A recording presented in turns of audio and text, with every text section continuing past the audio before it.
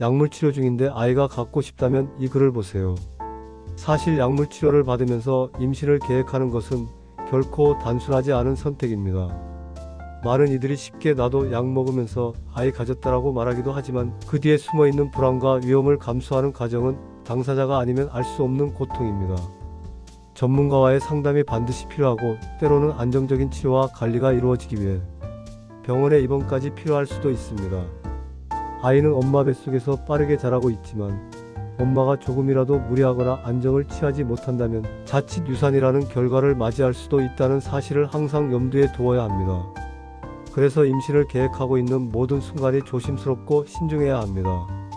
아이를 품는 10달 동안은 말 그대로 모든 생활 습관을 조심해야 하며 작은 신호에도 귀 기울이고 몸이 보내는 경고에 즉시 반응해야 합니다. 매달 하는 정기검진은 단순한 절차가 아니라 엄마와 아이의 안전을 확인하는 중요한 과정입니다.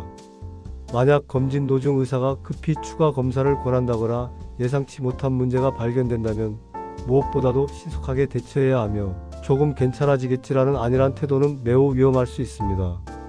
저 역시 약물 치료를 받던 중 아이를 품게 되었고 처음에는 두려움과 불안이 컸습니다.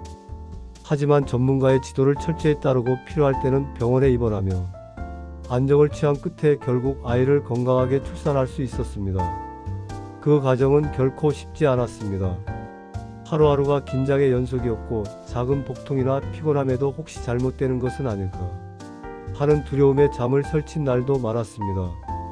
그러나 제가 끝까지 포기하지 않았던 이유는 뱃속의 아이가 점점 커가며 심장 소리를 들려주고 작은 발길질로 존재를 알려주었기 때문입니다.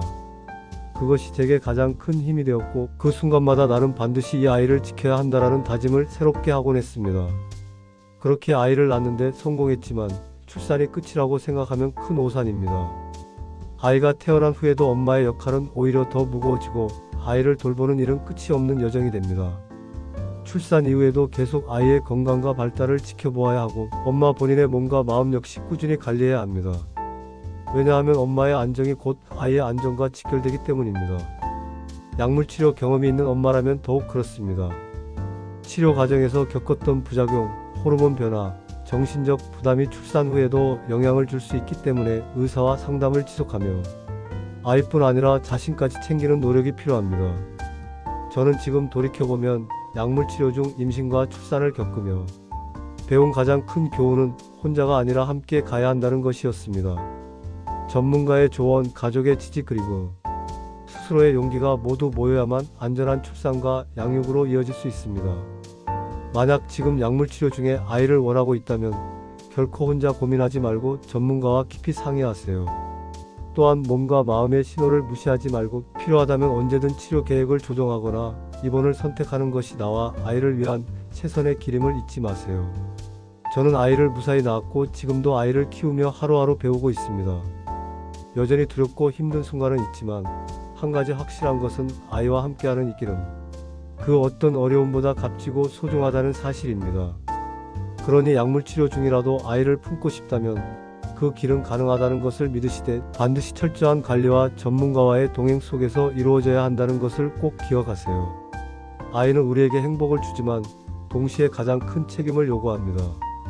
10달 동안의 조심스러운 여정을 통해 결국 건강하게 아이를 품어내고 그 이후에도 아이를 향한 사랑과 관심을 멈추지 않는다면 그 길 끝에는 분명 환한 웃음과 눈부신 내일이 기다리고 있을 것입니다.